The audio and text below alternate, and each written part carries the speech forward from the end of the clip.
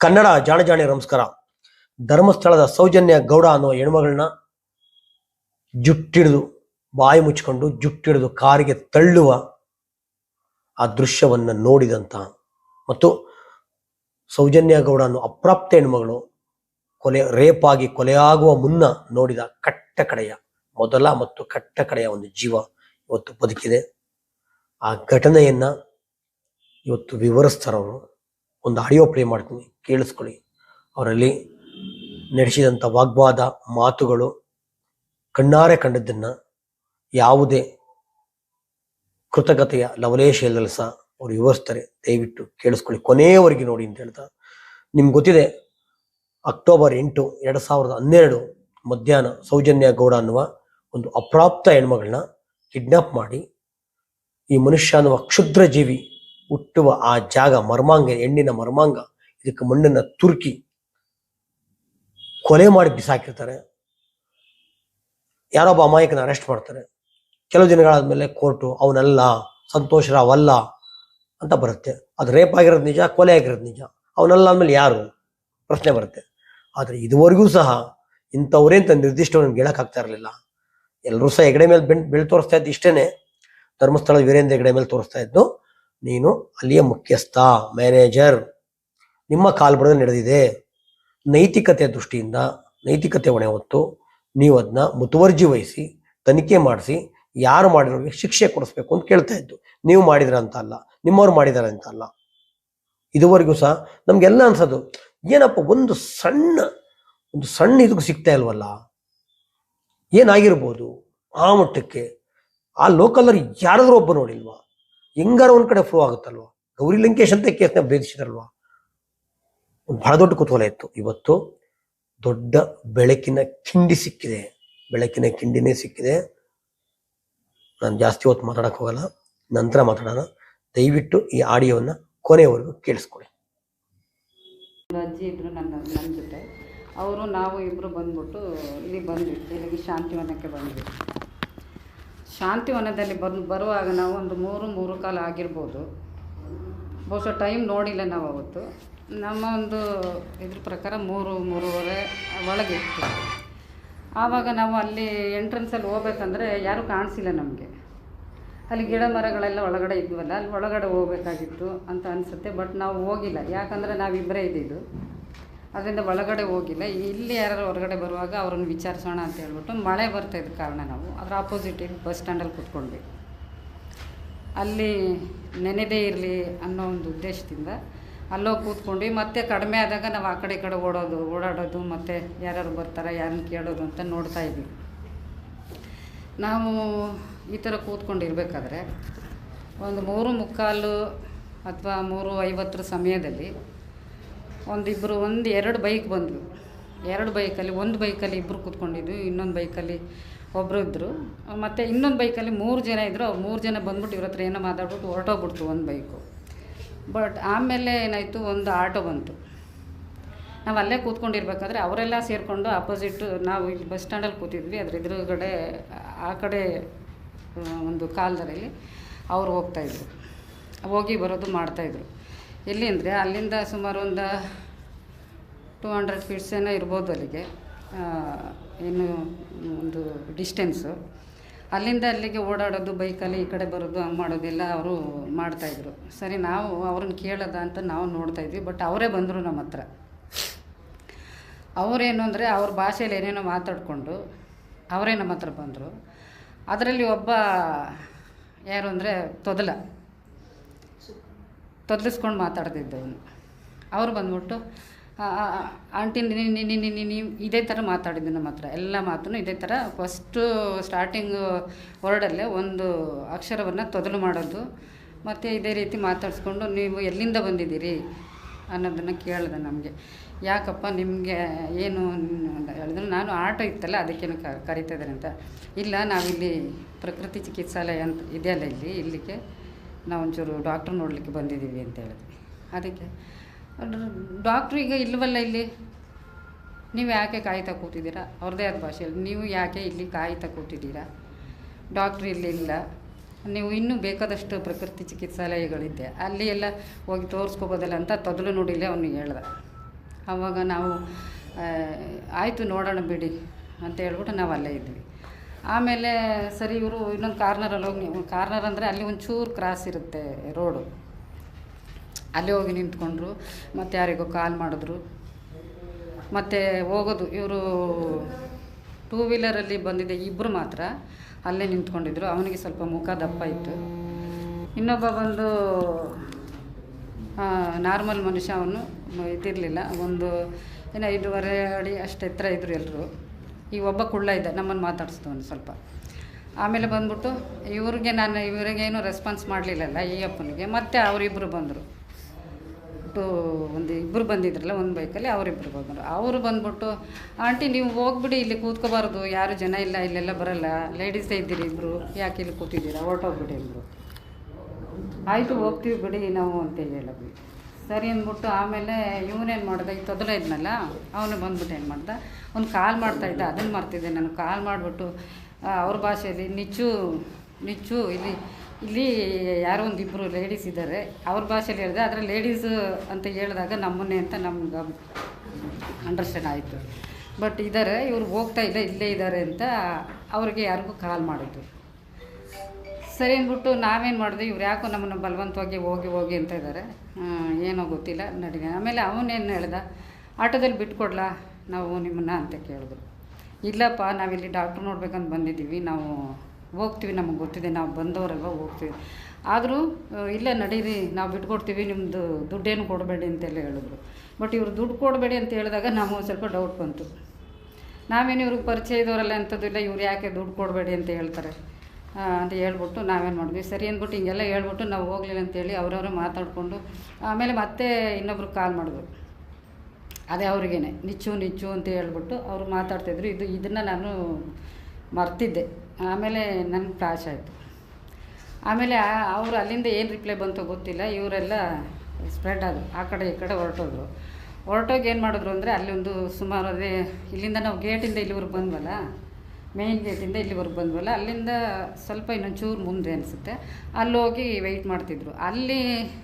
ಆಮೇಲೆ ಅದಕ್ಕಿಂತ ಮುಂಚೆನೇ ಇವ್ರು ಹೋಗುವಾಗ ಇನ್ನೊಬ್ಬ ವ್ಯಕ್ತಿ ಅಲ್ಲಿಗೆ ಸೇರಿಕೊಂಡ. ಅವನು ಅಂದರೆ ಅಲ್ಲೇ ಇದ್ದ ಮೋಸ್ಟ್ಲಿ ಅವನು ಅಂತ ಅನಿಸುತ್ತೆ, ಅಂದರೆ ಕುಳ್ಳಿಗೆ ದಪ್ಪಗೆ ಒಂದು ವ್ಯಕ್ತಿ ಇದ್ದವನು, ಅವನು ಲುಂಗಿ ಹಾಕ್ಕೊಂಡಿದ್ದು. ಸರಿ ಇವರೆಲ್ಲ ಯಾಕೋ, ನಾನು ಆ ಕಡೆ ಎಲ್ಲ ನೋಡಿದೆ, ಆಟೋನು ಹೋಗಿ ಅಲ್ಲಿ ನಿಂತ್ಕೊಂತು. ಆಟೋ ಹೋಗಿ ಅಲ್ಲಿ ನಿಂತ್ಕೊಂಡು ಮತ್ತೆ ಮುಂದಕ್ಕೆ ಹೋಗ್ತು, ಮತ್ತು 2 ಬೈಕ್ಗಳು ಅಲ್ಲೇ ನಿಂತ್ಕೊಂಡ್ವು. ಬಟ್ ಇವರೆಲ್ಲರೂ ಅಲ್ಲಿ ಸೇರಿಕೊಂಡಾಗ ನಾವೇನು ಮಾಡಿದ್ವಿ, ನಮ್ಮ ಅಜ್ಜಿ ಇದ್ರಲ್ಲ ಅವ್ರಿಗೊಂದು ನೇಚರ್ ಕಾರ್ ಬಂತಂತ ಹೇಳ್ಬಿಟ್ಟು ಒಂದು ಸೈಡಲ್ಲಿ ಮರ ಇತ್ತು, ಅಲ್ಲಿ ಆ ಮರದ ಹತ್ರ ಹೋಗೋಣ ಅಂತ ಹೇಳಿದ್ರು. ಅವರಲ್ಲಿ ಕೂತ್ಕೊಂಡ್ರು. ಅಲ್ಲಿ ಹೋದಾಗ ನಾನು ನಿಂತ್ಕೊಂಡಾಗ ಜೋರಾಗಿ ಕರ್ಕಶವಾಗಿ ಕೂಗೊಂದು ಸೌಂಡ್ ಬಂತು ನನಗೆ. ಆ ಸೌಂಡ್ ಬಂದಾಗ ಮರದ ಕಡೆ ಈ ಕಡೆ ತಿರುಗಿ ನೋಡಿದಾಗ ಅಲ್ಲಿ ಒಂದು ಕಾರ್ ಬಂತು, ಬೂದು ಬಣ್ಣದ ಕಾರ್ ಬಂತು, ದೊಡ್ಡ ಕಾರು, ಒಳ್ಳೆ ಕಾರು. ಅಲ್ಲಿ ಬಂದಾಗ ಅಲ್ಲಿ ಒಂದು ಅಂದರೆ ಅದಕ್ಕಿಂತ ಮುಂಚೆನೇ ಏನಾಯಿತು ಅಂದರೆ, ನಾವಿಲ್ಲಿ ಬಂದಾಗ ಇವರು ಬರೋಕ್ಕೆ ಮುಂಚೆನೇ ಇವರು ನಮ್ಮನ್ನು ಮಾತಾಡಿಸಿ ಅಲ್ಲಿಗೆ ಹೋದ್ಮೇಲೆ ಹುಡುಗಿ ಛತ್ರಿ ಹಿಡ್ಕೊಂಡು ಹೋದ್ಲು. ಒಂದು ಹುಡುಗಿ ಛತ್ರಿ ಹಿಡ್ಕೊಂಡು ಹೋಗಿದ್ದು. ಆ ಹುಡುಗಿನ ನಾವು ನೋಡಿದ್ವಿ. ನಾನು ನೋಡಿದೆ ಏನಕ್ಕೆ ಅಂದರೆ, ಆ ಹುಡುಗಿ ನನ್ನ ಸೋದರತ್ತೆ ಮಗಳ ಥರ ಇದ್ಲು ಹುಡುಗಿ. ನೋಡಿ ಕೆಂಚಮ್ಮ, ಅವರು ನಮ್ಮ ಜ್ಯೋತಿ ಥರ ಇದಳಲ್ವ ಹುಡುಗಿ, ನಾನು ಹಂಗೆ ಅನ್ಕೊಬಿಟ್ಟೆ ಅಂತ ಅಂದ್ಬಿಟ್ಟು ಅವ್ರ ಹತ್ರನೂ ಕೂಡ ನಾನು ಹೇಳಿದೆ. ಆವಾಗ 1-2 ಸೆಕೆಂಡ್ ಆ ಹುಡುಗಿನೇ ನೋಡಿದೆ, ಚೆನ್ನಾಗಿದ್ಲು ಹುಡುಗಿ ಅಂತ ಅಬ್ಸರ್ವ್ ಮಾಡಿದೆ. ಆಮೇಲೆ ಸರಿ ಇವರೆಲ್ಲ ಹೋದರು. ಅಂದರೆ ಅವ್ರು ಮುಂಚೆನೇ ಹೊರಟೋಗ್ಬಿಟ್ರು, ಇವಳು ಬರ್ತಾ ಇದ್ದಾಳೇನೋ ಮೆಸೇಜ್ ಬಂತೇನೋ, ಅವ್ರು ಅಲ್ಲಿಗೆ ಆ ಕಡೆ ಹೊರಟೋಗ್ಬಿಟ್ರು, ಇಲ್ಲಿ ಬಿಟ್ಟು, ಈ ಜಾಗ ಬಿಟ್ಟು. ಸರಿ ನಾವು ಈಗ ಈ ಕಡೆ ಹೋದ್ವಲ್ಲ ಮರದ ಹತ್ರ. ಆಮೇಲೆ ಹೋಗಿದ್ದು ನಾವು. ಹೋದಾಗ ಒಂದು ಸೌಂಡು ಜೋರಾಗಿ ಅಪ್ಪ ಅಮ್ಮ ಅಂತಲೇ ಏನೋ ಒಂದು ಸೌಂಡ್ ಬಂತು. ಬರುವಾಗ ನಾನು ಹಿಂಗೆ ತಿರುಗಿ ನೋಡಿದೆ, ಇಲ್ಲಿ ಹೋಗಿದ್ದು ಹುಡುಗಿನೇ ಅಲ್ಲಿ ಇನ್ನು ಬಲ ಹುಡುಗಿ ಈ ಥರ ಜಡಿ ಮುಡಿ ಆಡ್ತಾ ಇದ್ದಾಳೆ. ಬಟ್ ಅವರು ಎಳಿತಾ ಇದ್ದಾರೆ. ಆಮೇಲಿಂದ ಹುಡುಗಿ ಛತ್ರಿ ಕೆಳಗಡೆ ಬೀಳ್ತು, ಮತ್ತು ಒಂದು ಕರ್ಚಿಫೋ ಏನಕ್ಕೆ ಬೀಳ್ತು, ಈ ಹುಡುಗಿ ಕಡೆಯಿಂದ ಬೀಳ್ತು, ಅವ್ರ ಕೈಲೇ ಇತ್ತು, ಅದು ಗೊತ್ತಿಲ್ಲ. ಆಮೇಲೆ ಹುಡುಗಿ ಕೈನ ಹಿಂದಗಡೆ ತಿರುಗೋದ್ರು. ಅದಾದಮೇಲೆ ಏನೋ ಗೊತ್ತಿಲ್ಲ, ಬಾಯಿ ಮುಚ್ಚಿದ್ರೋ ಏನು ಮುಚ್ಚಿದ್ರೋ ಗೊತ್ತಿಲ್ಲ, ಸೌಂಡ್ ಬರಲಿಲ್ಲ. ಬಟ್ ನಾನು ಆ ಕಡೆ ಓಡ್ತಾಯಿದ್ದೆ. ಇನ್ನೊಂದು ಅಷ್ಟು ದೂರ ಹೋಗಬೇಕು, ಅಷ್ಟರಲ್ಲಿ ಹುಡುಗಿನ ಕಾರೊಳಗೆ ದಬ್ಬಿದ್ರೆ ಆಟೋಳಿಗೆ ದಬ್ಬಿದ್ರು ಗೊತ್ತಿಲ್ಲ. ಆದರೆ ಆ ಕಾರು ಫಸ್ಟ್ ಹೋಯ್ತು, ಆಮೇಲೆ ಕಾರಿಂದ ಆಟೋ ಹೋಯ್ತು, ಪಾಸಾಗ್ಬಿಟ್ಟಾಗ ಇನ್ನೊಬ್ಬ ಅಲ್ಲಿ ಇದ್ದ, ಅವನು ಅದೇ ತಪ್ಪಿಗೆ ಕುಳ್ಳಿಗೆ ಇದ್ನಲ್ಲ ವ್ಯಕ್ತಿ, ಅವನನ್ನು ಕೇಳಿದೆ ನಾನು, ಏನು ಈ ಥರ ಎಲ್ಲ ಅವನು ಈ ಕಡೆ ಏನು ನಾವು ಬಂದುಬಿಡ್ತೀವಿ ಅನ್ನೋ ಒಂದು ಉದ್ದೇಶದಿಂದ ಅವನಲ್ಲಿ ವೆಯ್ಟ್ ಮಾಡ್ತಿದ್ದಾನೆ. ಅವರು ಹೊರಟೋದ್ಮೇಲೆ ಇವನು ಬಂದ್ಬಿಟ್ಟು ನಮ್ಮನ್ನು ಕೇಳ್ದೆ. ಅಲ್ಲ, ಇವನು ಬರ್ತಾಯಿದ್ದ, ನಾನು ಅವನನ್ನು ಕೇಳಿದೆ, ಅಲ್ಲ ಹುಡುಗಿ ಯಾಕೆ ಹಂಗೆ ಆ ಥರ ಕಿರ್ಚ್ಕೊಂತು, ಮತ್ತು ಅವರೆಲ್ಲ ಸೇರಿಕೊಂಡು ಈ ಥರ ಮಾಡಿದ್ರು, ಹುಡುಗಿಗೆ ಯಾವ ಕಡೆ ಹೋಯ್ತು, ಎಲ್ಲೂ ಹೋಯ್ತು, ಏನಾಯಿತು ಅಂತ ನಾವು ಕೇಳಿದ್ವಿ. ಇಲ್ಲ, ಅದು ಅವ್ರ ಮನೆಯಿಂದ ಏನೋ ಬೇಜಾರಲ್ಲಿ ಬಂದಿತ್ತು, ಅದಕ್ಕೆ ಅವರು ಅವ್ರ ಮನೆಯವರು ಬಂದು ಕರ್ಕೊಂಡು ಹೋದ್ರು ಅಂತ. ಕರ್ಕೊಂಡು ಹೋಗೋಕೆ ಯಾಕೆ ಇಷ್ಟೊಂದೆಲ್ಲ ಏನು ಮಾಡಿದ್ರು, ಮತ್ತು ಜೋರಾಗಿ ಕಿರ್ಚ್ಕೊಂಡ್ಲವಳು. ಬೇಜಾರಿಂದ ಬಂದರೆ ಅವ್ರ ಮನೆಯವರೇ ಬಂದಿರೋರು ಆಗಿದ್ರೆ ಕಿರ್ಚ್ಕೊಳ್ಳೋ ಅವಶ್ಯಕತೆ ಇಲ್ಲ ಅಂತ ಕೇಳಿದಾಗ, ನಿಮಗೆ ಯಾಕೆ ಬೇಕು ಅದು, ನೀವು ಯಾವ ಊರು, ನೀವು ಎಲ್ಲಿಂದ ಬಂದ್ರಿ, ನೀವು ಸುಮ್ಮನೆ ಹೋಗಿ, ನಿಮಗೆ ಯಾಕೆ ಬೇಕದೆಲ್ಲ ಅಂತ ಆಯಪ್ಪ ಹೇಳ್ದೆ, ಕುಳ್ಳಗಿದ್ದವನು. ಸರಿ, ನಾವು ಹಂಗೆ ಹೇಳ್ಬಿಟ್ಟು ಸ್ವಲ್ಪ ಹೊತ್ತಲ್ಲೇ ನಿಂತಿದ್ದೀವಿ, 1-2 ಸೆಕೆಂಡ್ ಆ ಕಡೆನೇ ನೋಡ್ತಾ, ಆ ಕಡೆ ಈ ಕಡೆ, ನೀವು ಹೋಗಿ ಈಗ ಅಂತ ಅವನು ಹೇಳ್ದೆ. ಸರಿ ಅಂದ್ಬಿಟ್ಟು ನಾವು ಆ ಕಡೆಯಿಂದ ನಡ್ಕೊಂಡು ಬಂದು ಮುಂದೆ ಬಂದು, ನಾವು ಸುಮ್ಮನೆ ವ್ಯರ್ಥ ಆಯ್ತಲ್ಲ ಇಲ್ಲಿ ಬಂದಿದ್ದು, ವೇಸ್ಟ್ ಆಯಿತು ಅಂತ ತಿಳ್ಕೊಂಡು ಮತ್ತು ನಾವು ಅಲ್ಲಿಂದ ಬಂದು ಬಸ್ ಹತ್ಕೊಂಡು ಸುಬ್ರಹ್ಮಣ್ಯ ಹೋದ್ವಿ. ಸುಬ್ರಹ್ಮಣ್ಯ ಹೋಗ್ಬಿಟ್ಟು ಅಲ್ಲಿ ದೇವ್ರ ದರ್ಶನ ಮಾಡಿಕೊಂಡು ಮತ್ತು ನಾವು ವಾಪಸ್ ಬಂದ್ವಿ. ನೈಟು ಅಂದರೆ ಅದು ನಾಳೆ ಬೆಳಗ್ಗೆ ನಾವು ಬಂದ್ವಿ. 9ನೇ ತಾರೀಕಿದ್ದು ಇದು ನಡೆದಿದ್ದು 9ನೇ ತಾರೀಕಲ್ಲಿ, ಮತ್ತು 10ನೇ ತಾರೀಕು ನಾವು ಆಲ್ರೆಡಿ ಮಂಡ್ಯದಲ್ಲಿದ್ವಿ. ಆವಾಗ ಅಲ್ಲಿಂದ ಬರೋ ಅಷ್ಟರಲ್ಲಿ ನಾವೇನು ತಿಳ್ಕೊಂಡ್ವಿ ಅಂದರೆ, ಅದು ಏನಾಯಿತು ಏನೋ, ಅಲ್ಲಿ ಬಸ್ಸಲ್ಲಿ ಕೂತ್ಕೊಂಡು ಸ್ವಲ್ಪ ಹೊತ್ತು ಅದ್ರ ಬಗ್ಗೆ ಥಿಂಕ್ ಮಾಡಿದ್ವಿ. ಆದರೆ ಆಮೇಲೆ ನಮ್ಗೆ ಅನ್ನಿಸ್ತು, ಏನೋ ಅಲ್ಲಿ ವಿಚಾರ ಏನೋ ನಮ್ಗೆ ಗೊತ್ತಿಲ್ಲ, ನಾವೇನು ಯಾರಿಗೆ ಹಂಗೂ ನಾವು ಏನಾರು ಆಗಿದೆ ಹಂಗೆ ಅಂದರೆ ಪೊಲೀಸ್ ಸ್ಟೇಷನ್ಗೆ ಹೋಗಿ ಹೇಳ್ಬೋದಾಗಿತ್ತು ಅಂತ ನಾವು ಮಾತಾಡ್ಕೊಂಡ್ವಿ.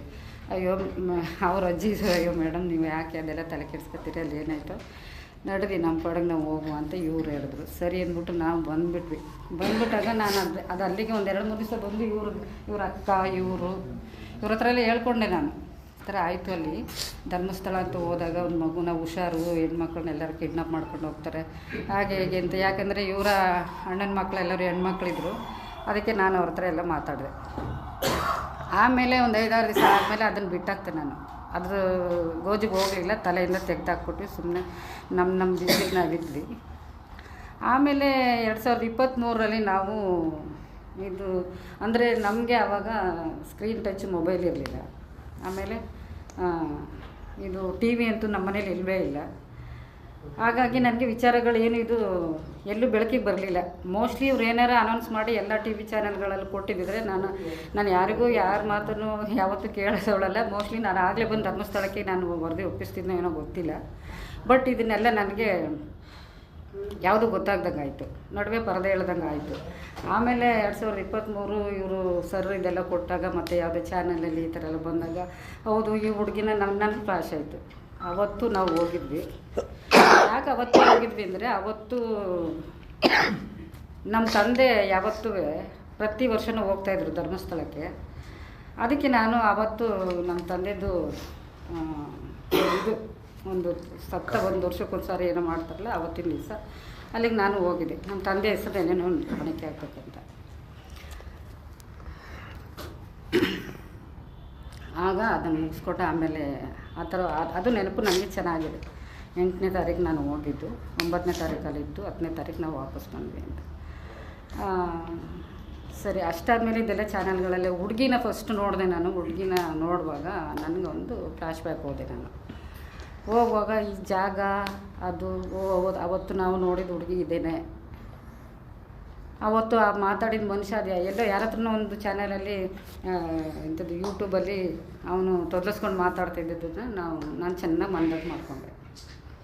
ಈತನೇ ನಮ್ಮನ್ನು ಬಂದು ಮಾತಾಡಿಸ್ತಾ, ಆಮೇಲೆ ದಪ್ಪ ಮುಖ ಇದ್ದವನು ಬಂದು ಮಾತಾಡಿಸ್ತಾ, ಆಮೇಲೆ ನಿಚ್ಚು ಅಂತ ಹೇಳಿದವನು ಕಾರಿಂದ ಇಳಿದವನು ಟಿಪ್ ಟಾಪಾಗಿ ಹಿಂಗೆ ಇದೆಲ್ಲ ಇನ್ಶರ್ಟ್ ಮಾಡಿಕೊಂಡು ಈ ಕಾರಿಂದ ಇಳಿದಿದ್ದಷ್ಟೇ. ಆಮೇಲೆ ಅವ್ನು ಹತ್ಕೊಂಡಿದ್ದಷ್ಟೇ. ಇಷ್ಟೆಲ್ಲ ನೋಡಿದ್ವಿ ಅಷ್ಟೇ. ಅದನ್ನೆಲ್ಲ ನೋಡಿದಾಗ ನನಗೆ ಆವಾಗ ಅನ್ನಿಸ್ತು, ಈ ಹುಡುಗಿ ಕೊಲೆ ಆಗಿದೆ, ಅತ್ಯಾಚಾರ ಆಗಿದೆ, ನಾವಲ್ಲಿ ನೋಡಿದ್ದು ಇದೇ ಹುಡುಗಿನ ಅಂತ ನನಗೆ ಫ್ಲಾಶ್ ಆಯಿತು. ಆಗ ಏನು ಮಾಡೋದು ಇದು, ನಾವು ನೋಡಿದ್ದೀವಲ್ಲ, ಇವರು ಇಷ್ಟು ಜನನು ಬಂದು ಮಾತಾಡ್ಸಿದ್ರು ನಮ್ಮನ್ನು, ನಾವು ನೋಡಿದ್ದೀವಿ, ಎಲ್ಲೋಗಿ ಹೇಳಬೇಕು, ಏನು ಮಾಡಬೇಕು ಅಂತ ನನ್ನ ಮನಸ್ಸು ಭಾಳ ನೋವಾಯ್ತಿತ್ತು. ಆಮೇಲೆ ನಿದ್ರೆ ಬರ್ತಾ ಇರಲಿಲ್ಲ ನನಗೆ. ಅದನ್ನು ನಾನು ಯಾವತ್ತೂ ಮೊಬೈಲ್ ಜಾಸ್ತಿ ನೋಡದೇ ಇದ್ದೋಳು. ಆವಾಗ ಅದನ್ನು ನೋಡೋಕ್ಕೆ ಸ್ಟಾಪ್ ಮಾಡಿದೆ ದಿನನಿತ್ಯ. ಆಮೇಲೆ ಕಂಟಿನ್ಯೂ ಮಾಡಿದೆ ಇದನ್ನು ನೋಡಲಿಕ್ಕೆ. ತುಂಬಾ ಬೇಜಾರಾಯಿತು ನನಗೆ. ಯಾವ್ಯಾವ ರೀತಿ ಇವ್ರು ಮಾಡಿದ್ರಲ್ಲ ಅದನ್ನೆಲ್ಲ ನೆನೆಸ್ಕೊಂಡು ತುಂಬಾ ದುಃಖ ಆಯಿತು ನನಗೆ. ಏನು ಮಾಡೋದು ಅಂತ ಕಾಯ್ತಾಯಿದ್ದೆ. ಅಷ್ಟರಲ್ಲಿ ಸರ್ ಒಡನಾಡಿ ಇದರಿಂದ ಒಂದು ಆ್ಯಡ್ ಕೊಟ್ಟಿದ್ರು, ಯಾರಾದರೂ ಭಾಗವಹಿಸ್ಬೋದು ಅಂತ. ಹೌದು, ನಾನು ಅಲ್ಲಿ ಹೋಗಿ ಮಾತಾಡಬೇಕು ಅಂತ ಅಲ್ಲಿ ಹೋದೆ. ಆವಾಗ ನೀವೇನು ಮಾತಾಡಬೇಡಿ, ಏನು ವಿಷಯ ಹೇಳಿ ಅಂತ ಕೇಳಿದಾಗ ಇವ್ರ ಹತ್ರ ನಾನೆಲ್ಲ ಹೇಳ್ಕೊಂಡೆ. ಆಮೇಲೆ ಇದೆಲ್ಲ ಇಷ್ಟೆಲ್ಲ ನಡೀತಾ ಇದೆ, ನೀವು ಹೋಗಿ ಎಲ್ಲ ಕಡೆ ಪ್ರಚಾರ ಮಾಡ್ಕೊಳಕ್ಕೆ ಹೋದರೆ ನೀವು ಉಳಿಯಲ್ಲ, ಇಷ್ಟೆಲ್ಲ ಆಗಿದೆ, ನೀವು ಹೋಗಿ ನೋಡೋಣ ಮುಂದೆ ಏನಾಗುತ್ತೆ ಅಂತ ಇವ್ರು ನನ್ನನ್ನು ಕಳಿಸ್ಬಿಟ್ರು. ನನಗನ್ನಿಸ್ತು ಅವಾಗ ಇವ್ರಿಗೆ ಯಾರಿಗೂ ನನ್ನ ಮೇಲೆ ನಂಬಿಕೆ ಬಂದಿಲ್ಲ ಅಂತ ನನಗೊಂದು ಮೂಲೆಯಲ್ಲಿ ಅನ್ನಿಸ್ತು ಅವತ್ತು. ಆವಾಗ ಇರಲಿ ಬಿಡು ಅಂದರೆ ಇವತ್ತಿನ ಕಾಲ ಇದೇನೆ, ಸತ್ಯ ಯಾರು ಕಂಡ್ರೂ ಕಾಣಲ್ಲ ಅಂತ ಇರಬೇಕು, ಕಂಡಿಲ್ಲ ಅಂತ ಇರಬೇಕು. ಅಂಥ ಪರಿಸ್ಥಿತಿಲಿ ನಾನೊಬ್ಳು ಬಂದು ಹೇಳಿದಾಗ ಇವರು ಇದನ್ನು ಅಷ್ಟೊಂದು ಇದು ಮಾಡ್ತಾಯಿಲ್ಲ ಅಂದಾಗ ಏನು ಮಾಡೋಕ್ಕಾಗಲ್ಲ ಅಂತ ನಾನು ಬಂದೆ. ಆಮೇಲೆ ಬಂದ ಮೇಲೆ ನಮ್ಮ ಪಾಡಿಗೆ ನಾವು ಸುಮ್ಮನಿದ್ವಿ. ಅದು ಇತ್ತೀಚೆಗೆ ಇವಾಗ ಹಿಂಗೆಲ್ಲ ಆಗ್ತಾ ಇರಬೇಕಾದ್ರೆ SIT ರಚನೆ ಆಗಿದೆ, ಹಿಂಗೆಲ್ಲ ಮಾಡುವಾಗ ಭಯ ಏನೂ ಇರೋಲ್ವಲ್ಲ. ಇವಾಗ ಒಂದು ವೇಳೆ ಹಂಗೆ ಭಯ ಇದ್ದರೂ ಕೂಡ ಸತ್ಯನ ಮರೆಮಾಚೋದ್ರಲ್ಲಿ ಏನೂ ಅರ್ಥ ಇಲ್ಲ. ನಾವಾದರೂ ಎಷ್ಟು ದಿವಸ ಬದುಕಿರ್ತೇವೆ ಇಲ್ಲಿ. ಇಂಥ ಒಂದು ಘಟನೆಯನ್ನು ಬೆಳಕಿಗೆ ತರುವಾಗ ನಾವು ಅದರಿಂದ ನಮಗೊಂದು ಸಾವಾದರೂ ಅಥವಾ ಇನ್ನೊಂದಾದರೂ ಅದ್ರಲ್ಲಿ ಭಯ ಪಡುವಂಥದ್ದು ಏನೂ ಇಲ್ಲ. ಯಾಕಂದರೆ ನಮ್ಮ ಕರ್ತವ್ಯಗಳೆಲ್ಲ ಮುಗಿದಿದೆ. ಈಗ ಇನ್ನೂ ಭಯಪಡೋ ಅವಶ್ಯಕತೆ ಇಲ್ಲ. ಇಂಥದ್ದನ್ನು ನೋಡಿರೋರೇ ಇದೇ ಒಂದು ಕಾರಣದಿಂದ ಎಲ್ಲವೂ ಹೈಡಾಗ್ತಾ ಇರೋದು. ಯಾಕೆ ಹೇಳಿ, ಸತ್ಯ ಗೊತ್ತಿದ್ರೂ ದೊಡ್ಡ ದೊಡ್ಡ ವ್ಯಕ್ತಿಗಳೆಲ್ಲ ಇದನ್ನು ಮುಚ್ಚಾಕ್ತಾ ಇರೋ ಕಾರಣ ಇದೆ. ನಾವು ಮುಂದೆ ಹೋದರೆ ಏನಾಗುತ್ತೋ, ಇಲ್ಲ ನಮಗೇನು ಸಿಕ್ಕರೆ ಅದ್ರಲ್ಲಿ ನಾವು ಇನ್ನೂ ಚೆನ್ನಾಗಿ ಬದುಕ್ಬೋದು. ಈ ಒಂದು ಮೆಂಟಾಲಿಟಿ ಇಟ್ಕೊಂಡಿರುವಂಥ ಚೀಪ್ ಜನಗಳು ಇವಾಗ ಇರೋದ್ರಿಂದ ಇದು ಯಾವುದು ಬೆಳಕಿಗೆ ಬರ್ತಾಯಿಲ್ಲ. ಇದನ್ನು ನಾನು ಏನೋ ಸರ್ ಕರೆದ್ರು ಬಂದಿದ್ದರು, ನಾನು ಹೇಳ್ಕೊಂಡೆ. ಇಷ್ಟರಲ್ಲಿ ಏನೋ ಇದು ಸತ್ಯ ನಾನು ಹೇಳ್ತಾ ಇದ್ದೀನಿ. ಯಾಕಂದರೆ ನಾನು ಯಾವತ್ತೂ ಯಾರ ಮುಂದೆನೂ ಎಲ್ಲಿ ಹೋಗಿ ಯಾವುದ್ರಲ್ಲೂ ಭಾಗವಹಿಸಿಲ್ಲ. ಇದೊಂದು ಘಟನೆ ನೋಡಿದಾಗ, ಇದೆಲ್ಲ ಬೆಳಕಿಗೆ ಬಂದಾಗ ಇದನ್ನು ಸುಮ್ಮನೆ ಬಿಡಬಾರ್ದು, ಇದನ್ನು ಹೇಳಬೇಕು ಅಂತ ನನ್ನ ಮನಸ್ಸು ತುಂಬಾ ಅಡಿಕ್ಟ್ ಆಗಿಬಿಟ್ಟಿದೆ, ಸೇರ್ಕೊಂಬಿಟ್ಟಿದೆ ಅದರೊಳಗೆ. ಇದನ್ನು ಮಾಡಬೇಕು ಅಂತ, ಇದನ್ನು ಹೇಳಬೇಕು ಅಂತ. ಅದರಿಂದ ಮತ್ತು ನನಗೆ ಇದರಿಂದ ಯಾವ ಲಾಭವೂ ಇಲ್ಲ. ಮತ್ತು ಇನ್ನೊಂದು ನೀವು ಯಾರು ನನಗೆ ಗೊತ್ತಿಲ್ಲ, ಸರ್ರು ಗೊತ್ತಿಲ್ಲ, ಇವರು ಗೊತ್ತಿಲ್ಲ, ಯಾರೂ ಗೊತ್ತಿಲ್ಲ. ನಾನು ತಿಳುವಳಿಕೆ ಇಲ್ದವಳು ಅಲ್ಲ. ಜೊತೆಗೆ ಇಂಥ ಘಟನೆಗಳ ಬಗ್ಗೆ ಹೋದರೆ ಏನಾಗುತ್ತೆ, ಹೆಂಗಾಗ್ಬೋದು ಅನ್ನೋದು ಗೊತ್ತಿರುತ್ತೆ ನನಗೆ. ಆದರೂ ಸಹ ಇಂಥವೆಲ್ಲ ಹಿಂಗೆ ಆಗ್ತಾ ಇರೋದಕ್ಕೇ ನಮ್ಮ ಹೆಣ್ಣುಮಕ್ಳಿಗೆ ಉಳಿಗಾಲ ಇಲ್ಲ. ಮುಂದಿನ ಪೀಳಿಗೆಗಾದರೂ ಇಂಥ ಘಟನೆಗಳು ನಡೀಬಾರ್ದಲ್ಲ. ಅದಕ್ಕೆ ಇದೊಂದು ಎಲ್ಲ ಈ ಒಂದು ವಿಚಾರನ ಎಲ್ಲರ ಮುಂದೆ ಬಹಿರಂಗವಾಗಿ ಇದನ್ನು ಬಿಚ್ಚಬೇಕು ಅನ್ನೋ ಒಂದು ಮನಸ್ಸಿದೆ ನನಗೆ. ದಯವಿಟ್ಟು ತಾವೆಲ್ಲರೂ ಇದೆಲ್ಲ ಸಹಕರಿಸಿ ಇದನ್ನು ಒಂದು ಬೆಳಕಿಗೆ ತರೋಕ್ಕೆ ಆಸ್ಪದ ಮಾಡಿಕೊಡ್ಬೇಕು ಅಂತ ತಮ್ಮಲ್ಲೆಲ್ಲ ಕಳಕಳಿಯಿಂದ ಕೇಳ್ಕೊತೀನಿ. ನಮಸ್ಕಾರ. SIT ಮುಂದೆ ಆಮೇಲೆ ಸರ್ ಬಂದಿದ್ದಾಗ SIT ಅವ್ರಿಗೆ ಕಾಲ್ ಮಾಡಿಕೊಟ್ರು. ನಾನು ಇದೇ ವಿಚಾರನ ಅವ್ರ ಹತ್ರ ಹೇಳಿದೆ, ಅಲ್ಲಿ ನಡೆದಿರೋ ಘಟನೆ ಏನಿದೆ ಇವಾಗ ಹೇಳಿದ್ನಲ್ಲ ತಮ್ಮ ಮುಂದೆ ಇವಾಗ ಇಷ್ಟೋ ತನಕ ಮಂಡಿಸಿದ್ನಲ್ಲ, ಆ ವಿಚಾರವನ್ನು ಅವ್ರ ಹತ್ರ ಎಳೆಯಾಗಿ ಬಿಚ್ಚಿ ಇಡಬೇಕಾದ್ರೆ ಅದ್ರಲ್ಲಿ ಒಂದಿತ್ತು ಅಕ್ಟೋಬರ್ ಅಂತ ಹೇಳೋಕೆ ಹೋಗಿ ಮಂತು ಒಂದು ಮಿಸ್ ಇದಾಗಿ ತಿಂಗಳು ಬದಲಾವಣೆ ಆಗ್ಬಿಟ್ಟಿದೆ. ಅಲ್ಲಿ ನಾನು ಅಕ್ಟೋಬರಲ್ಲಿ ಹೋಗಿದ್ದು, ಅದು 9/10 ಹೇಳೋಕೆ ಹೋಗಿ 9 ಏನು ಹೇಳಿದೆ, ನಾವು 9ನೇ ತಾರೀಕಲ್ಲಿ ಅಲ್ಲಿ ಇದ್ದಿದ್ದು. ಬಟ್ ತಿಂಗಳು 9 ಹೇಳ್ಬಿಟ್ಟಿದ್ದೀನಿ. ಇದೊಂದೇ ಇದ್ದಿದ್ದು, ಇಲ್ಲ ಬೇರೆ ವಿಚಾರ ಎಲ್ಲ ಸಂಕ್ಷಿಪ್ತವಾಗಿ ಅವ್ರ ಹತ್ರ ಮುಂದೆ ಇಟ್ಟಿದ್ದೀನಿ. ಇದನ್ನು ಅವರು ಯಾವ ರೀತಿ ಅಕ್ಸೆಪ್ಟ್ ಮಾಡ್ಕೋತಾರೆ ಅಂತ ಗೊತ್ತಿಲ್ಲ, ಬಟ್ ಅದನ್ನು ಅಕ್ಸೆಪ್ಟ್ ಮಾಡ್ಕೊಳ್ಳೇಬೇಕು. ನಾನು ಎಲ್ಲಿ ಬೇಕಾದರೂ ಬಂದು ಸತ್ಯ ಹೇಳ್ತೀನಿ. ನಾನು ಇದನ್ನು ಮುಚ್ಚಿಡೋಕ್ಕೂ ಅಂತ ಯಾರಿಗೂ ಎದುರುಕೊಂಡಲ್ಲ, ಅಥವಾ ಅದನ್ನು ನನ್ನ ಮನಸ್ಸಿಗೆ ದ್ರೋಹ ಮಾಡಿ ನಾನು ಇಟ್ಕೊಳ್ಳೋಕ್ಕೂ ಆಗಲ್ಲ.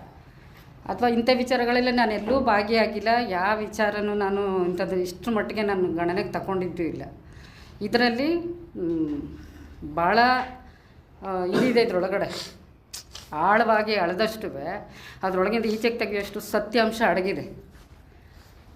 ಅದನ್ನು ನಮ್ಮಂಥವ್ರು ನಿಮ್ಮಂಥವ್ರು ಎಲ್ಲರೂ ನಾನು ಮುಖ್ಯವಾಗಿ ಯಾವಾಗಲೂ ಹೇಳೋದೇನೆಂದರೆ, ಏನಾದರೂ ಒಂದು ವಿಚಾರ ಬಂದಾಗ ಇಂಥ ವಿಚಾರಗಳಲ್ಲಿ ಹೆಂಗಸರು ಎದ್ದು ನಿಲ್ಲಿ, ಹೆಣ್ಮಕ್ಳು ಮುಂದೆ ಬನ್ನಿ ಅಂತ ಹೇಳ್ತಿರ್ತೀನಿ. ಇದಕ್ಕೆಲ್ಲರೂ ಕರೆ ಕೊಟ್ಟರೆ ಹೆಣ್ಮಕ್ಳು ಮುಂದೆ ಅಲ್ಲ, ಎಲ್ಲರೂ ನಿಂತ್ಕೊಳ್ಳೋಕ್ಕಾಗದೇ ಇರೋ ಸಾಧ್ಯ ಆದರೆ ನಮ್ಮಂಥವ್ರು ನಿಂತ್ಕೊಂಡ್ರೆ ಒಂದು ಪ್ರಗತಿ ಅತ್ತ ಸಾಗ್ಬೋದು ನಾವು ಅನ್ನೋ ಒಂದು ನಿಟ್ಟಿನಲ್ಲಿ ನಾನು ಎಲ್ಲ ಹೆಂಗಸರುಗಳು ಸೇರಿಕೊಂಡಿದ್ದನ್ನು ಮುಂದೆ ತರಬೇಕು, ಇಂಥ ವಿಚಾರಗಳನ್ನು ಮುಂದಿಡಬೇಕು ಅಂತ ನಾನು ಕೇಳ್ತೀನಿ.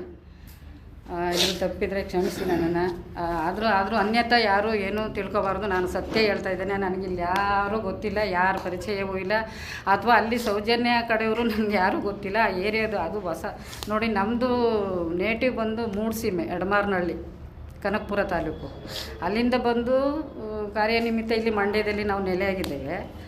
ಆದರೆ ನೆಲೆಯಾಗಿದ್ದರೂ ಕೂಡ ನಾವು ಯಾರು ರಾಜಕೀಯ ಪಕ್ಷದವ್ರ ಜೊತೆನೂ ಇಲ್ಲ, ಅಥವಾ ಇನ್ನೊಂದು ಹಣಸ್ಥರೋ ಅಥವಾ ಇನ್ನೊಬ್ಬರು ನಮ್ಗೆ ಸಪೋರ್ಟಿವೋ ಇಂಥವ್ರು ಯಾರೂ ನಮ್ಮ ಸಂಪರ್ಕ ಇಲ್ಲ. ನಾವಾಯಿತು, ನಮ್ಮ ಕೆಲಸ ಆಯಿತು, ನಮ್ಮದೇನಿದೆ ಅಷ್ಟೇ ನಾವು ನೋಡ್ಕೊಂಡಿರೋದು. ಬಟ್ ಇಲ್ಲಿ ಈ ಥರ ಒಂದು ದೈವ ಸನ್ನಿಧಿಗೆ ಅಂತ ಹೋಗ್ಬೇಕಾದ್ರೆ ಇಷ್ಟೆಲ್ಲ ಆಗಿರ್ಬೇಕಾದ್ರೆ ಅದು ಇಷ್ಟು ವರ್ಷದ ಮೇಲೆ ನನಗೆ 12 ವರ್ಷದ ಮೇಲೆ ನನಗೆ ಅದೆಲ್ಲ ಮರುಕಳಿಸಿ ಬಂದಾಗ, ಅದು ನನಗೆ ನನ್ನ ಮನಸ್ಸು ನಾಟ್ಕೊಂಡಾಗ ನನಗೆ ಇದನ್ನು ಬಹಿರಂಗಪಡಿಸ್ಬೇಕು ಅಂತ ನನ್ನ ಮನಸ್ಸಲ್ಲಿ ಬಂದಿದ್ದೆ. ಅದರಿಂದ ನಾನು ಮುಕ್ತವಾಗಿ ತಮ್ಮ ಹತ್ರ ಎಲ್ಲ ಮಾತಾಡಿದ್ದೀನಿ.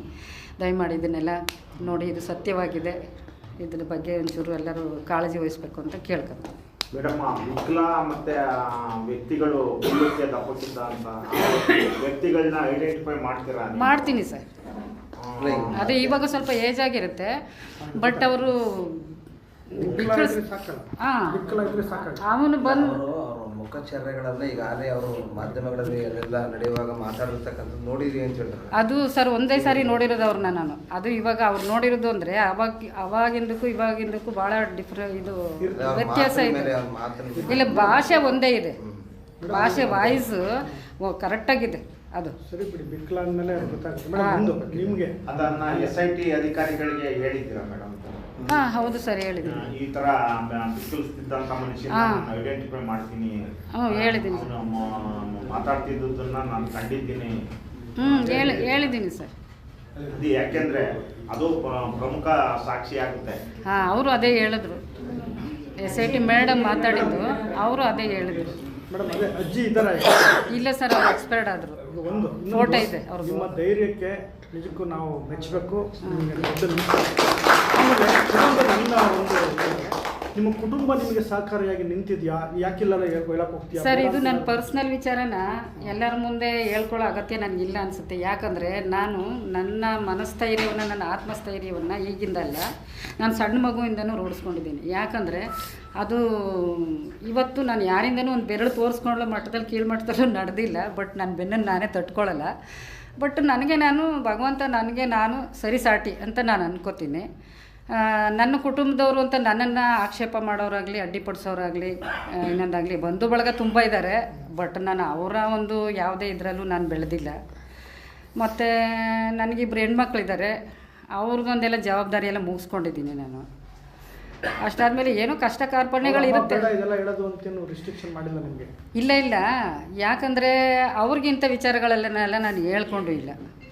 ಯಾಕಂದರೆ ಅವರು ಬೇರೆ ಫ್ಯಾಮಿಲಿಗೆ ಸೇರಿಕೊಂಡವರು. ಇನ್ನೊಂದು ನನ್ನನ್ನು ಆಕ್ಷೇಪ ಮಾಡೋಕ್ಕೋ, ಅವರು ನನ್ನ ಬಗ್ಗೆ ಏನೋ ಒಂದು ಕೀಳರಿಮೆಯಾಗಿ ಮಾತಾಡೋಕ್ಕೋ ಯಾರೂ ಇಲ್ಲ.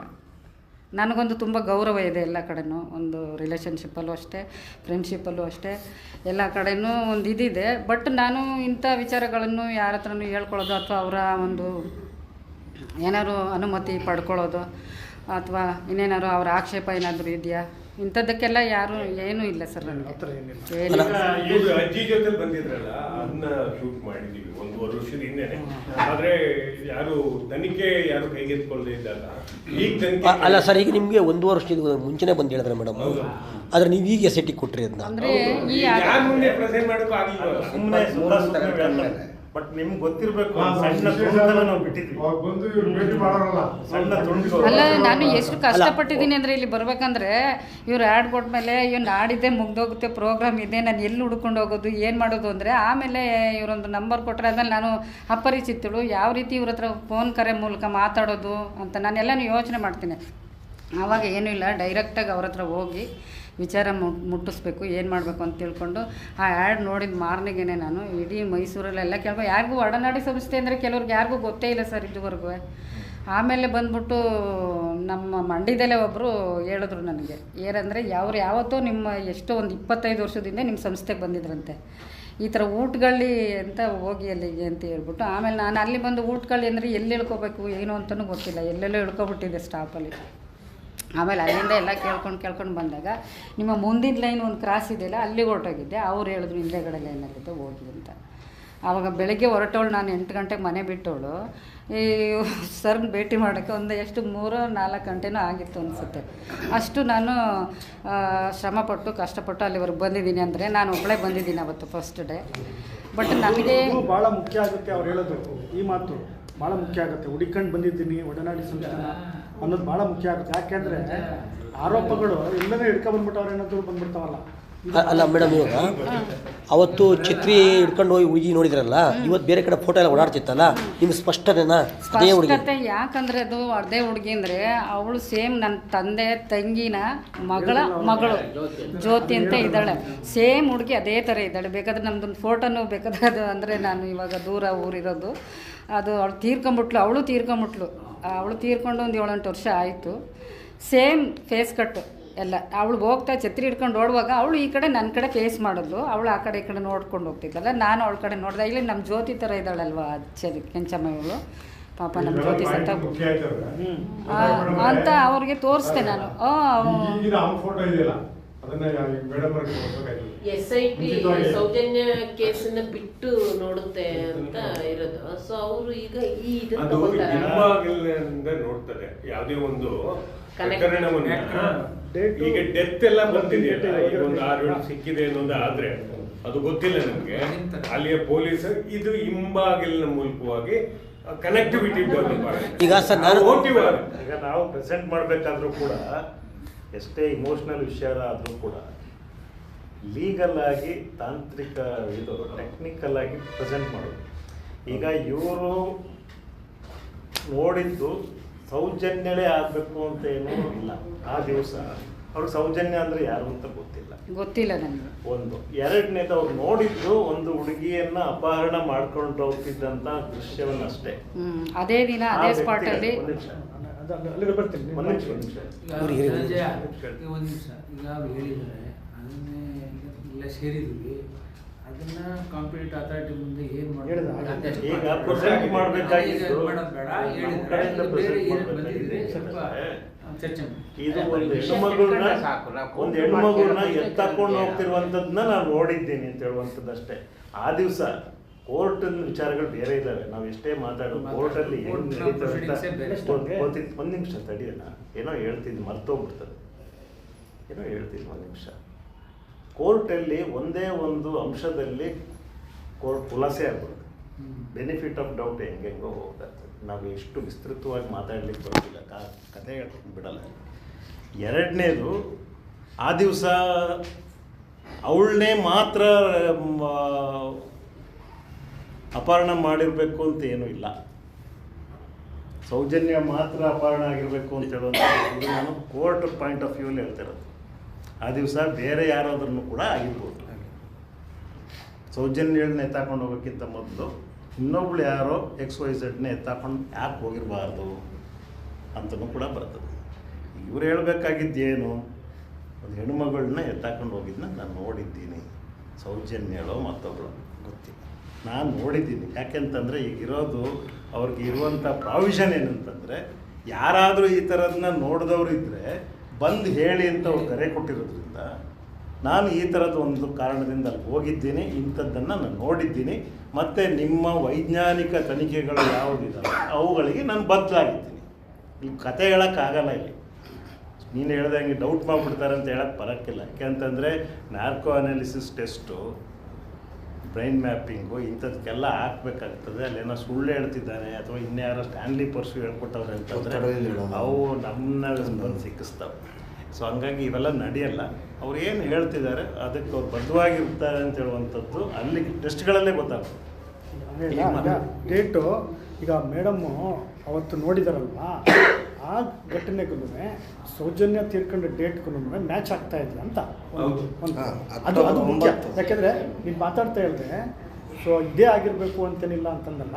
ನಮಗೆ ಆ ಮೇಡಮ್ ಡೇಟ್ ಇದೆಯಲ್ಲ, ಅವರು ಸೀಕ್ವೆನ್ಸನ್ನು ನೋಡಿದ ದೃಶ್ಯದ ದಿನ ಇದೆಯಲ್ಲ, ಅದು ಈಗ ನಮಗೆ ಅಲ್ಲಿ ಬರ್ತಾ ಇರ್ತಕ್ಕಂಥ ಅವಳ ಘಟನೆ ನಡೆದಿರ್ತಕ್ಕಂಥದ್ದಕ್ಕೆ ಮ್ಯಾಚ್ ಆದರೆ ಸಾಕು ನಮಗೆ. ಆಮೇಲೆ ಯಾರೋ ಅವಳು ನೆಕ್ಸ್ಟ್ ಮಾಡಿ ಈಗ ಅದಾವ್ರೆ ಅಕ್ಟೋಬರ್ 8ನೇ ತಾರೀಕು ನೈಟ್ ಆಮೇಲೆ ಅದು ಎಲ್ಲ ನೆಕ್ಸ್ಟ್ ಆಲ್ರೆಡಿ ಮಾಹಿತಿ ಕೊಟ್ಟಿದ್ದಾರೆ. ನೆಕ್ಸ್ಟ್ ಏನು ಮಾಡಬೇಕು ನೆಕ್ಸ್ಟ್ ನಾವೇನು ಒಂದು ನಿಮಿಷ. ಒಂದು ಸಿಂಬಲ್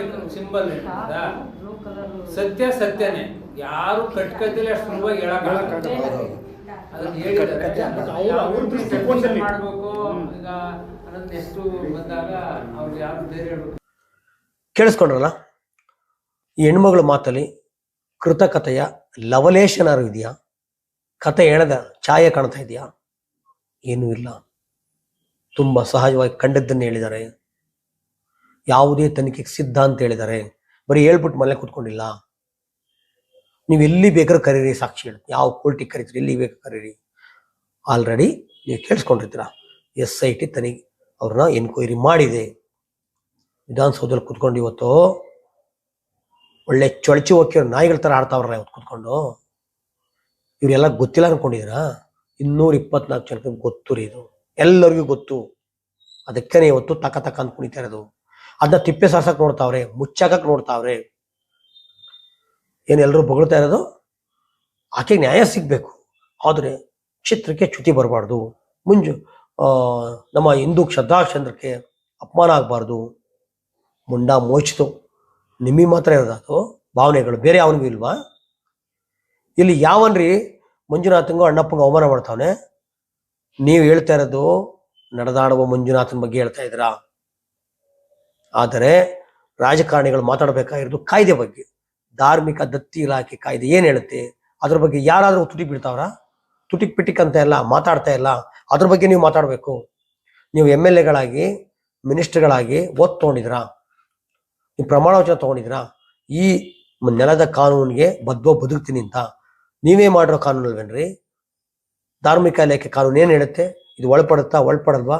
ಅದ್ರ ಬಗ್ಗೆ ಚರ್ಚೆ ಮಾಡಿ. ಒಬ್ರು ಮಾಡ್ತಾ ಇಲ್ಲ. ನಿಜವಾಗ್ಲೂ ಅನ್ಯಾಯ ಆಗಿರೋದಿಲ್ಲಿ ಮಂಜುನಾಥನಿಗೆ, ಅಣ್ಣಪ್ಪನಿಗೆ. ಯಾರಿಂದ ಆಗಿರೋದು? ನಿಮ್ಗಳಿಂದ ಆಗಿರೋದು. ಆತನಿಗೆ ಒಂದು ಕಿಲಿಪ್ ಕಾಸು ಬಿಟ್ಟಿಲ್ಲ. ಅವನ ಹೆಸರಲ್ಲಿ ಏನಿದೆ? ಇವತ್ತು ಮಂಜುನಾಥನ ಹೆಸರಲ್ಲಿ ಒಂದು ಅಂಬಡಿ ಕಾಸಿಲ್ಲ, ಒಂದು ಕುಂಟೆ ಜಮೀನಿಲ್ಲ, ಒಂದು ಗ್ರಾಮ್ ಚಿನ್ನ ಇಲ್ಲ. ಎಲ್ಲ ಕಿತ್ತಿಟ್ಕೊಂಡಿದ್ದೀರಾ, ನಿಮ್ಮ ಹೆಸರು ಮಾಡ್ಕೊಂಡಿದ್ದೀರಾ, ಬಿಕಾರಿ ಮಾಡಿದ್ದೀರಾ, ಮೋಸ ಮಾಡಿದ್ದಾರೆ. ಅವ್ರ ಬಗ್ಗೆ ಮಾತಾಡ್ತಾ ಇರೋದಿಲ್ಲಿ. ನೀವು ಧಾರ್ಮಿಕ ದತ್ತಿ ಇಲಾಖೆ ಕಾನೂನು ಏನು ಹೇಳುತ್ತೆ ಅದ್ರ ಬಗ್ಗೆ ಮಾತಾಡಿ. ಅದೊಂದು ಬೇರೆನೇ ಮಾತಾಡಕ್ಕೆ ಹೋಗ್ಬೇಡಿ. ಅದೆಲ್ಲ ಮಾತಾಡ್ಬೇಕಾಗಿರೋದು ನೀವು ಇದ್ರ ಬಗ್ಗೆ ಮಾತ್ರ ಮಾತಾಡಬೇಕು. ದಯವಿಟ್ಟು ಜನ ಎಚ್ಚೆತ್ಕೋಬೇಕು. ಬೀದಿಲಿ ಪ್ರಶ್ನೆ ಮಾಡ್ಬೇಕು, ಇವ್ರನ್ನ ಶಿಕ್ಷಿತ ಮಾತಾಡಿಸ್ಬೇಕು, ಕೇಳಬೇಕು, ಇದ್ರ ಬಗ್ಗೆ ಮಾತಾಡಪ್ಪ ಅನ್ಬೇಕು. ಇಲ್ಲಿ ಯಾರು ಅವಮಾನ ಮಾಡಿದ್ದಾರೆ? ಯಾರನ್ನೋ ಬಚಾಯಿಸೋಕ್ಕೋಸ್ಕರ ಇವತ್ತು ಪಕ್ಷಾತೀತವಾಗಿ ಎಲ್ಲರೂ ನಿಂತಿದ್ದೀರ. ನಾಚಿಕೆಟ್ಟವರು.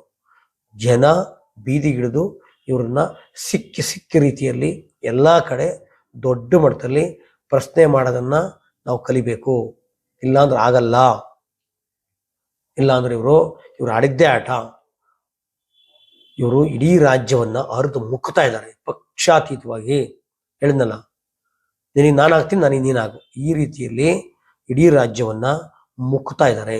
ಜನಸಾಮಾನ್ಯ ಮಾತ್ರ ಇವತ್ತು ಬಾಧೆ ಪಡ್ತಾವ್ರೆ, ಸಾಯ್ತಾವ್ರೆ. ಹಂಗಾಗ್ಬಾರ್ದು. ಅಂದ್ರೆ ಜನ ಬೀದಿಲಿ ನಿಂತ್ಕೊಂಡು ಅಥವಾ ಇವ್ರು ಎಲ್ಲೆಲ್ಲಿ ಸಿಗ್ತಾರೆ ಅಲ್ಲೆಲ್ಲ ಪ್ರಶ್ನೆ ಮಾಡೋದನ್ನ ಕಲಿಬೇಕು ಮತ್ತು ನಾವು ಅದು ರೂಢಿಸ್ಕೋಬೇಕು. ಇವತ್ತು ಸೌಜನ್ಯ ಪ್ರಕರಣಕ್ಕೆ ಒಂದು ಕಿಂಡಿ, ಬೆಳಕಿನ ಕಿಂಡಿ ಸಿಕ್ಕಿದೆ. ಆ ಕಿಂಡಿ ಮುಖಾಂತರ ಆಕೆ ನ್ಯಾಯ ಕೊಡಿಸ್ಬೇಕು.